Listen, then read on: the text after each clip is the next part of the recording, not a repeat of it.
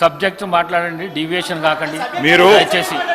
Sir దయచేసి speaker sir దయచేసి please. మీరు మా ఒక్కరికి నీతులు చెప్తే కుదరదు సార్, అటు కూడా చెప్పాలి. అక్కడ కూడా సభానాయకుడు కూడా అయ్యల పేర్లు చెప్పుకొని మేనేజ్మెంట్ కోటాలని సభానాయకుడు మాట్లాడొచ్చా? ఇది సంస్కారమా? ప్లీజ్. మరి నేను ఒక సభ్యుడిని, నా హక్కులు కూడా మీరే కదా కాపాడాలా? వారు మాట్లాడినప్పుడు తప్పకుండా సమాధానం చెప్పాలా? అధ్యక్ష, నేను ఒకటే చెప్తా ఉన్నాను.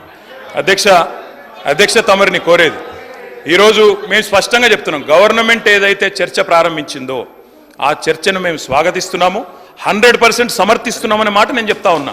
అయితే ఒకటేమంటే భవిష్యత్తులోనైనా శ్రీధర్ బాబు గారు, ఈరోజు మీరు బిజినెస్లో రెజల్యూషన్ అని ఇచ్చారు, భవిష్యత్తులో పెట్టండి. సబ్జెక్ట్ మీద చర్చ ఉంటే ఆ చర్చకు స్టేట్మెంట్ ఇవ్వండి, so that members can come prepared.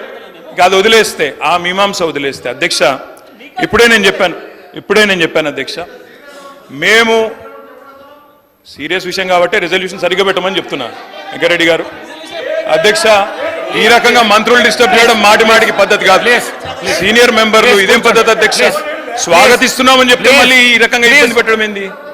ఇంత ఓపిక లేదేమో అధ్యక్ష. వెంకరెడ్డి గారు ప్లీజ్ కూర్చోండి. అధ్యక్ష ప్లీజ్, నేను ఇస్తాను కూర్చోండి. అధ్యక్ష మేము క్లియర్ గా చెప్పేది, మేము అధ్యక్ష అధికార పక్షంలో ఉన్నా, ప్రతిపక్షంలో ఉన్నా, ఏ పక్షంలో ఉన్నా మేము తెలంగాణ ప్రజల పక్షం అధ్యక్ష.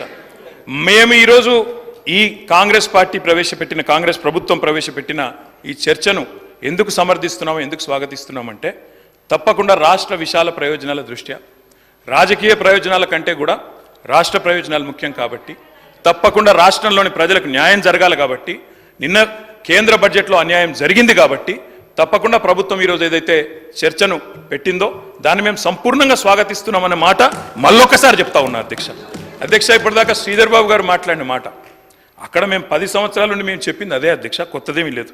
అయితే వారు చెప్పిన దానిలో ఒకటి ఏమన్నారు అధ్యక్ష, వారు తెలంగాణ అన్న పదమే నిన్న బడ్జెట్ స్పీచ్లో వినబడలేదు అన్నారు. వాస్తవం, మీరు చెప్పేది కరెక్ట్ శ్రీధర్ బాబు గారు. ఎందుకు వినబడలేదు అధ్యక్ష? ఆనాడు ఉమ్మడి ఆంధ్రప్రదేశ్లో ఇదే శాసనసభలో తెలంగాణ అన్న పదం నిషేధించారు. ఈరోజు అధ్యక్ష పార్లమెంట్లో తెలంగాణ అన్న పదం లేదు అంటే దానికి కారణం ఒకటే అధ్యక్ష, అక్కడ బీఆర్ఎస్ లేకపోవడమే కారణం తప్ప ఇంకోటి కానే కాదు. గులాబీ జెండా ఎగిరినాకనే తెలంగాణ ఇక్కడ మెయిన్ స్టే అయింది, అక్కడ కూడా ఉండేది అధ్యక్ష, ఈరోజు అక్కడ లేదు అధ్యక్ష. కేంద్ర బడ్జెట్ చూసినాక ఇలా తెలంగాణ ప్రజలు ఏమనుకుంటున్నారంటే అధ్యక్ష, చాలా స్పష్టంగా లెక్కలు తప్పినాయి అధ్యక్ష. లెక్కలు తప్పినాయి అధ్యక్ష. 8+8 మామూలు గణితం అయితే 16 అధ్యక్ష, కానీ ఇవాళ 8+8 గుండు సున్నా అని తెలంగాణ ప్రజలు అనుకునే పరిస్థితి వచ్చింది అధ్యక్ష. ఇది వాస్తవం అధ్యక్ష. ఎందుకంటే తెలంగాణ గడ్డ మీద పుట్టిన ప్రతి బిడ్డకు కలిగిన భావన నిన్న కేంద్ర ప్రభుత్వ బడ్జెట్ చూసినాక ఈ 10 సంవత్సరాలు ఏదైతే అన్యాయం జరిగిందో అదే అన్యాయం కొనసాగింపుగా ముందుకు పోతా ఉంది అధ్యక్ష. కాకపోతే హాస్యాస్పదం ఏమంటే, మమ్మల్ని ఒక మాట అన్నారు అధ్యక్ష. ఏమన్నారు ముఖ్యమంత్రి గారు? ఏమన్నారు అధ్యక్ష? కేసీఆర్ గారు అనవసరంగా పంచాయతీ పెట్టుకున్నారు, ముఖ్యమంత్రిగా కేంద్ర ప్రభుత్వంతో పంచాయతీ పెట్టి కెలికి పంచాయతీలు పెట్టుకొని అనవసర బేసిజానికి వేయండి కాబట్టే 10 ఏళ్ళలో ఏం కాలేదు, నేను అందుకే సఖ్యతతో ఉంటా అన్నారు. ఏమన్నారు అధ్యక్ష వారు? ఇక్కడ హైదరాబాద్లో ఒక మీటింగ్లో మోడీ గారు వస్తే ఏమని చెప్పినారు?